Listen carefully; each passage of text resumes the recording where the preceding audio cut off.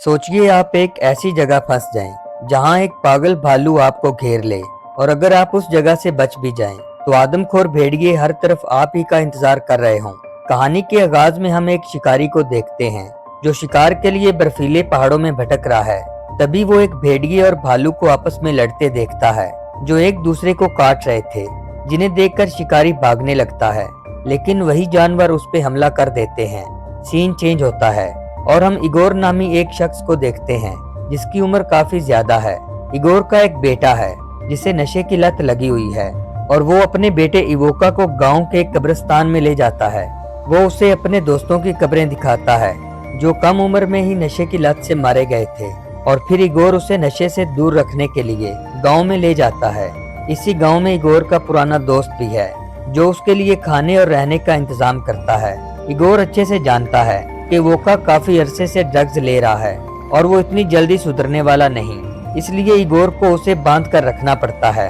इवोका को इतनी बुरी लत लग चुकी थी कि वो ड्रग्स ना लेने पर पागलों जैसा बिहेव करने लगता है, जबकि इगोर अपने बेटे के तड़पने को इग्नोर करता है ताकि किसी तरह वो उसे ड्रग्स की लत से निकाल सके। उसी रात इस गाँव के ऑफिसर को टावर के पास 2 गार्ड्स की डेड बॉडीज मिलती हैं जो टावर की निगरानी कर रहे थे और यहीं उसे भेड़ियों के पैरों के निशान भी मिलते हैं, जिससे ऑफिसर समझ जाता है कि ये काम भेड़ियों का है। इगोर अपने बेटे के साथ शिकार के लिए पहाड़ी पर जाना चाहता है ताकि इवोका का ध्यान भटका रहे। वहीं एक शिकारी लॉज भी बना हुआ है जहां वो ठहर सकते हैं, लेकिन गार्ड्स की डेड बॉडी मिलने के बाद उस एरिया को सील कर दिया गया है, इसलिए वो अब यहाँ से नहीं जा सकते।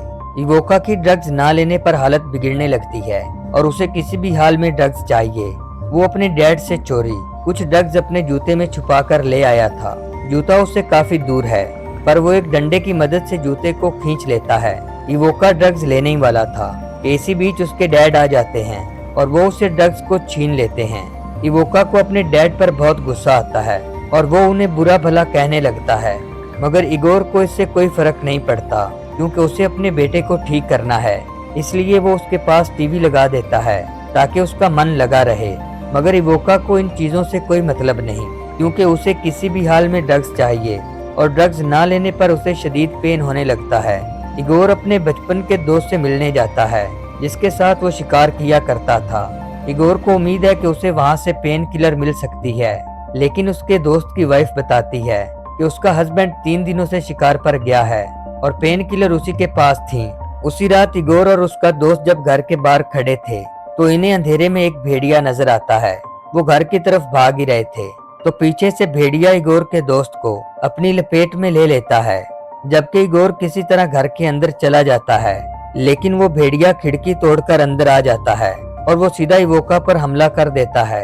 इगोर अपने बेटे को मरते नहीं देख सकता, इसलिए वो नुकीले डंडे से भेड़िए को मौत की नींद सुला देता है और फिर उसे एक कपड़े में लपेटकर बाहर फेंकता है क्योंकि वो नहीं चाहता कि कोई भी उसके बेटे के बारे में जाने।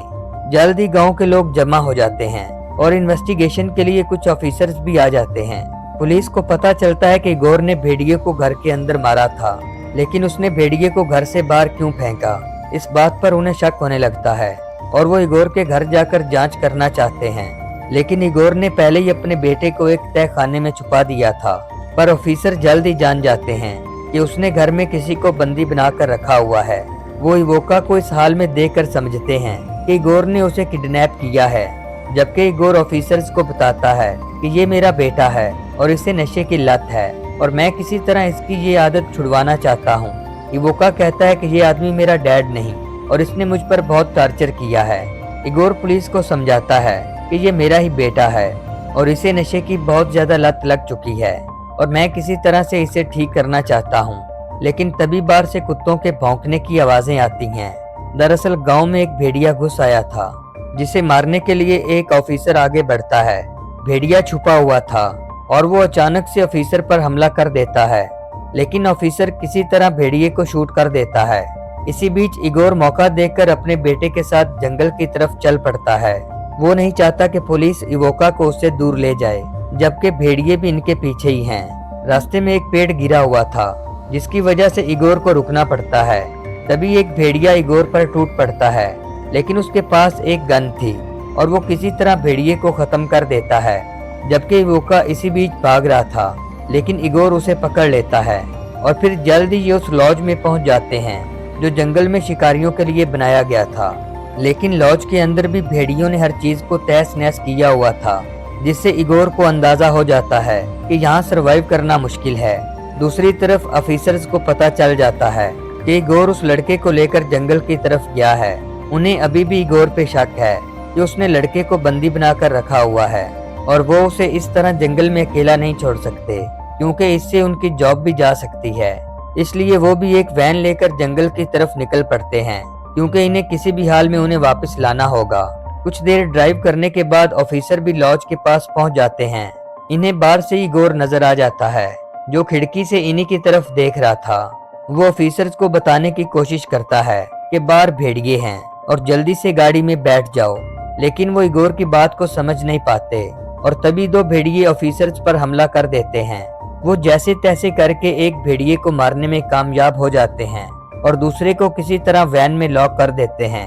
इनके लिए चिंता की बात ये थी कि इनकी सारी गोलियां खत्म हो जाती हैं, जिस वजह से ये वैन में बंद भेड़िए को नहीं मार सकते और भेड़ियों को शूट करने के दौरान इनकी गाड़ी को एक गोली लगी थी। इसलिए अब इनका यहाँ से निकलना आसान नहीं रहा, क्योंकि ये जंगल के बीच फंस चुके हैं। इस वजह से इन्हें लॉज के अंदर जाना पड़ता है और इसके अलावा इनके पास कोई चारा भी नहीं था। तभी इन्हें लॉज के एक कोने में आदमी दिखाई देता है जो असल में छुपा हुआ था, और ये वही इगोर का दोस्त है जिसे वो मिलने उसके घर गया था। ये आदमी पूरी तरह से सदमे में होता है और वो इन सब को देखकर डरने लगता है। दरअसल इसे एक पागल भेड़िए ने काट लिया था, जिस वजह से वो ऐसा बिहेव कर रहा होता है। ये आदमी अपने आप में बातें करने लगता है कि जल्द ही भालू तुम सबको खत्म कर देगा और वो किसी को जिंदा नहीं छोड़ेगा। इस आदमी की बातें सुनकर ये सब परेशान से हो जाते हैं और वो किसी हाल में भी यहाँ रुकना नहीं चाहते। अब इनके पास एक ही हल है कि किसी तरह वैन में बंद भेड़िए को मारा जाए और फिर गाड़ी का टायर चेंज करने के बाद ये सब यहाँ से निकल जाएंगे। इनके पास गन तो है, लेकिन गोलियां खत्म हो चुकी हैं, इसलिए ये भेड़िए को मारने के लिए कुल्हाड़ी और फाले का इस्तेमाल करेंगे और फिर भेड़िए को मारने के लिए ये गाड़ी के पास जाते हैं। लेकिन भेड़िया गाड़ी के अंदर छुपा हुआ था और ये सब उसे बाहर से देख नहीं पाते।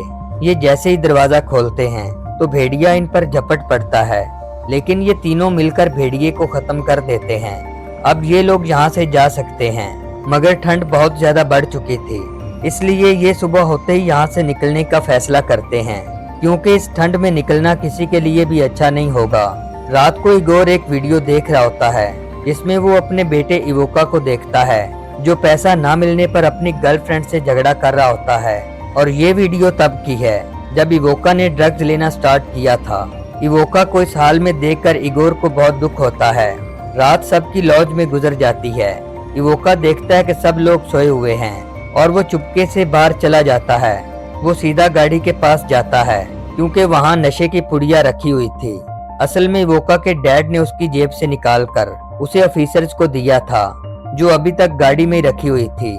ड्रग्स मिलने पर वो बहुत ज्यादा खुश होता है, जैसे उसे नई जिंदगी मिल गई हो।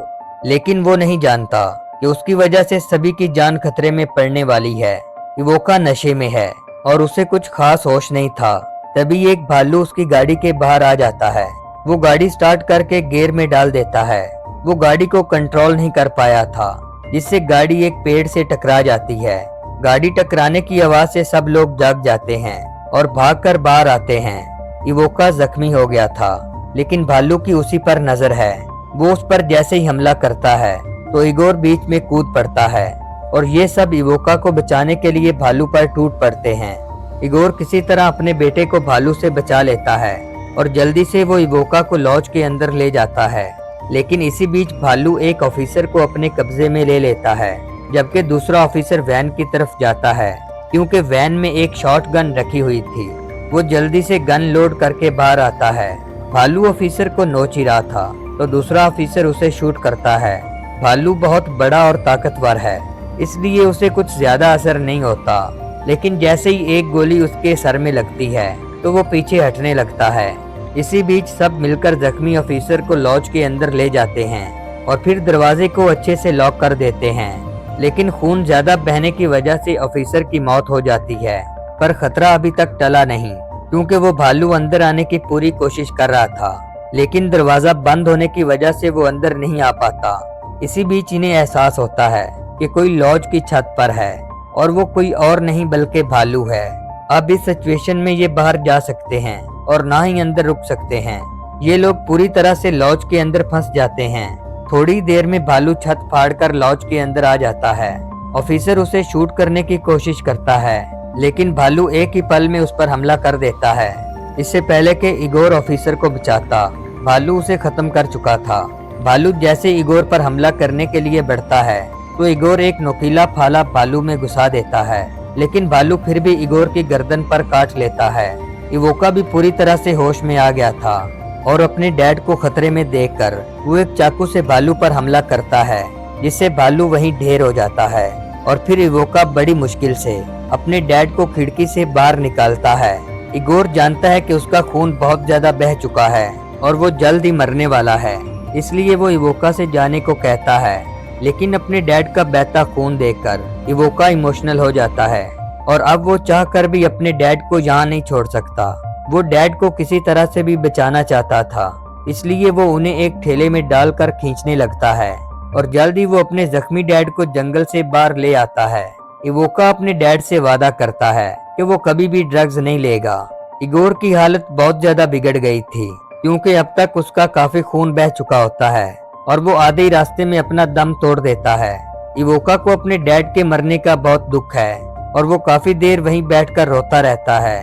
कुछ ही देर में यहाँ 2 गाड़ियां आ जाती हैं, जिससे इवोका की जान बच पाती है। अब हम 1 साल बाद के सीन को देखते हैं। इवोका काफी बदल चुका है और वो अपनी वाइफ के साथ उसी जगह जाता है जहाँ उसके डैड ने दम तोड़ा था। यहाँ इवोका के डैड की कब्र है और अब उसे नशा छोड़े 1 साल हो चुका है। इवोका एक जिम्मेदार शहरी बन चुका है और उसे अफसोस है कि उसने नशा पहले क्यों नहीं छोड़ा। वो अपने डैड से काफी देर बातें करता रहता है और यही इस कहानी का एंड हो जाता है। दोस्तों, आपको आज की कहानी कैसी लगी कमेंट करके लाजमी बताइएगा।